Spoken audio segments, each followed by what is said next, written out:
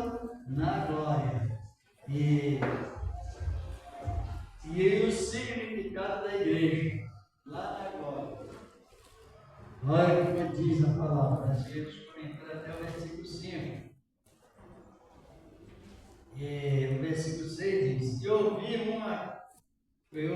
como que a voz de uma grande multidão, e como que a voz de muitas águas, e como que a voz de grandes trovões, que diziam novamente a palavra aleluia sem S. Aleluia sem S. Aleluias. Não se pode expressar aleluias, que aí está dando honra a outros deuses. Aleluia. A voz que dizia, não é? Grandes trovões que diziam aleluia. Pois já o Senhor Deus Todo-Poderoso Rei. Quando os irmãos ouvem um estrangeiro pregar a palavra, que há a pessoa interpretando a palavra que está pregando, mas essa palavra aleluia não interpreta. Essa mesma palavra que falamos aqui, por isso que não devemos falar aleluia com leviandade, falar com toda o respeito à palavra, porque a palavra aleluia, ela é uma língua, a gente observa os pagãos falando por acaso, mas a palavra aleluia, ela não traduz, ela é uma palavra universal. O céu, a palavra, nós falamos aqui aleluia, e lá na glória também eles falam aleluia. E em outros países estrangeiros falam aleluia. Olha, como estou entendido, a pessoa está traduzindo, estrangeiro pregando, mas quando chega essa palavra, não precisa traduzir, porque ele já fala direto, aleluia. Qualquer estrangeiro fala. Isso significa a unificação. Significa a unificação da igreja em uma só nova língua. Uma nova língua, uma linguagem chamada hoje até como linguagem universal.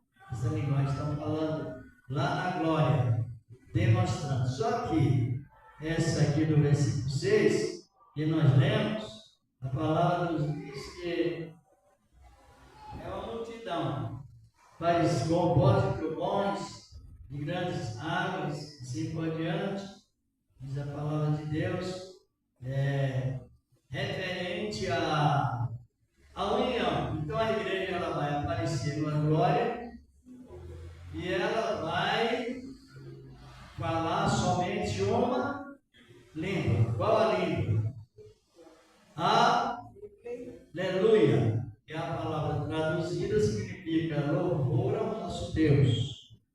Duas palavras que entende por louvor é aleluia e também a palavra amém.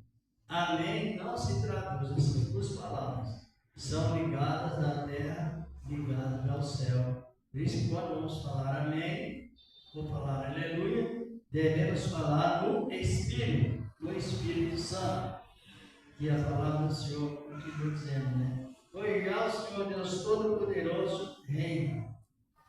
Versículo 4 do versículo 6. E analisam bem que aqui lá na glória ainda aparece uma recordação do que eles passaram. Diz a palavra de Deus, que é versículo 2, que das mãos de Babilônia o Senhor vingou o sangue. Eles estão lembrando ainda lá na glória. Enquanto a igreja não chegar à conclusão de ser introduzida na Nova Jerusalém, algumas coisas ainda serão relembradas lá na glória. Como no caso aqui, versículo 2 da palavra. Porque verdadeiro justo são os teus juízos, pois ele julgou a grande prostituta que havia corrompido a terra com a sua prostituição, e das mãos dela pingou o sangue dos seus servos. Quem conhece a história da igreja sabe que que foi do ano 300 até antes, até o ano 500, a grande massacre da grande Babilônia massacrando o povo de Deus. Então, na época, os cristãos não tinham policial, autoridade para livrar. Então, quando eles aceitavam a Cristo, na época do imperador Nero e outros mais, eles já estavam dispostos a morrer ou negar Cristo, porque a perseguição era causada pelas próprias autoridades, pelas próprias policiais.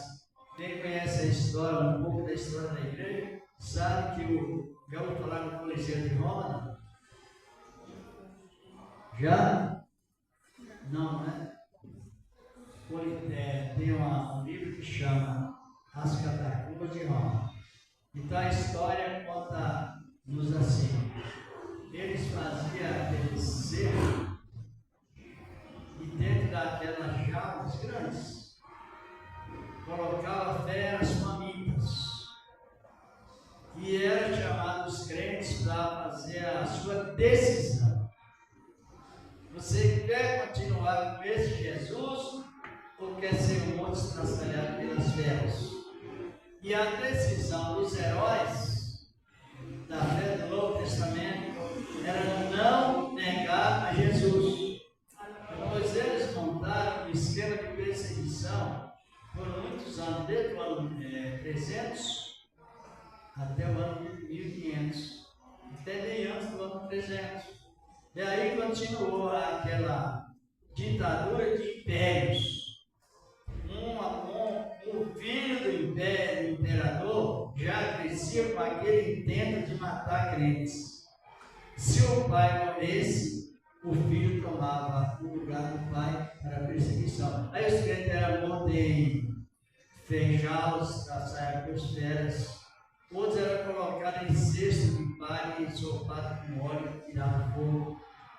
Outros eram mortos dentro das igrejas, através como os irmãos estão aí.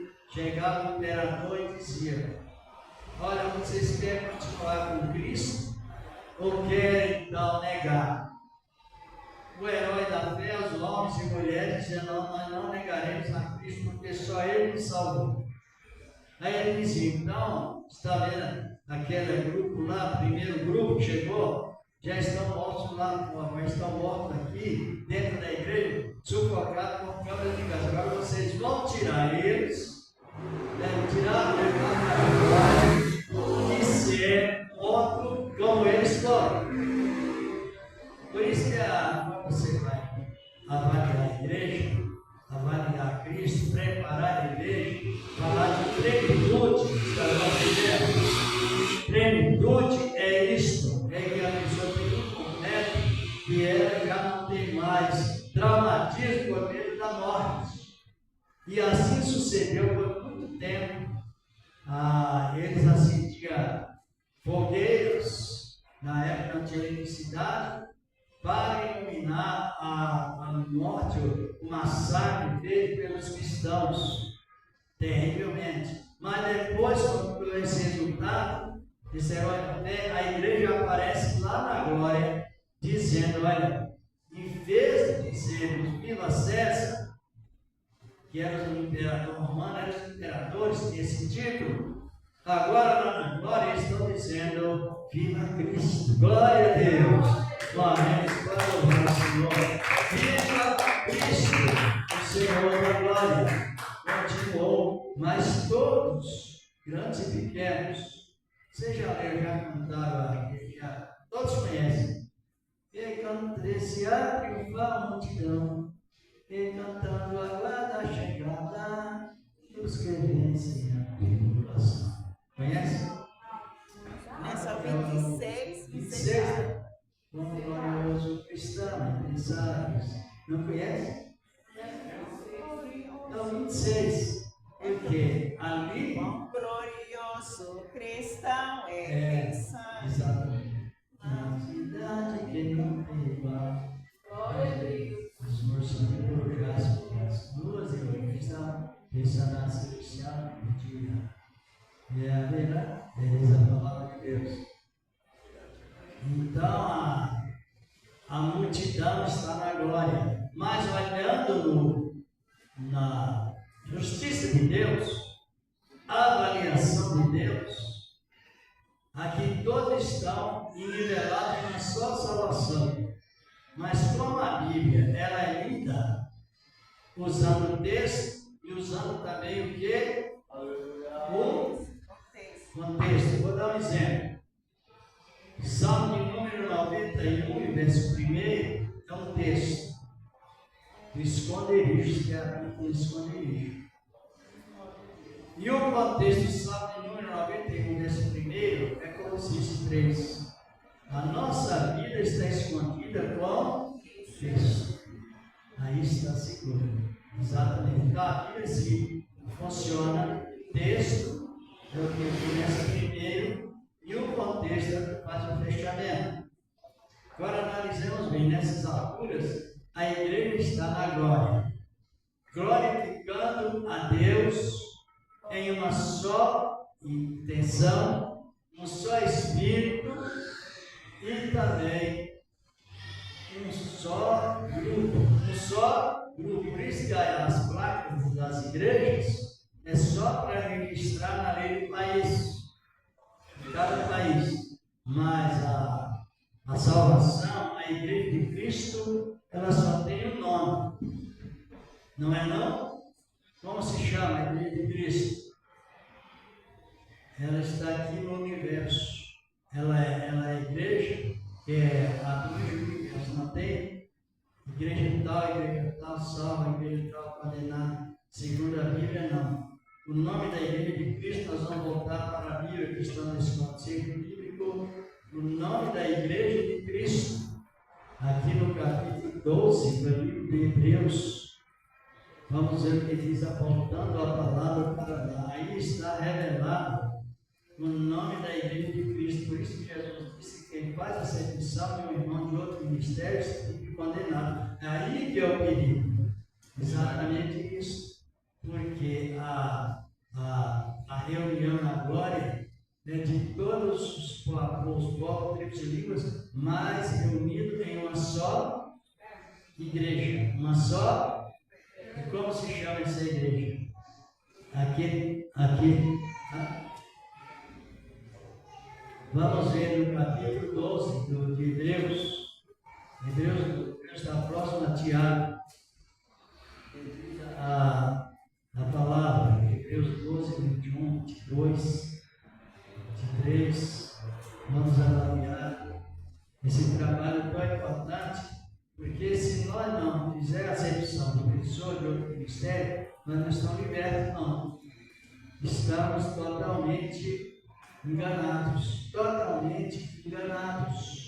E o engano leva a pessoa a engano, né? A entrar no caminho contrário. A encontrar Hebreus 12. Já 12, 21, 22 ao 23. Irmão Carlos veio para nós. E tão terrível era a visão que Moisés disse: estou todo assombrado e tremendo.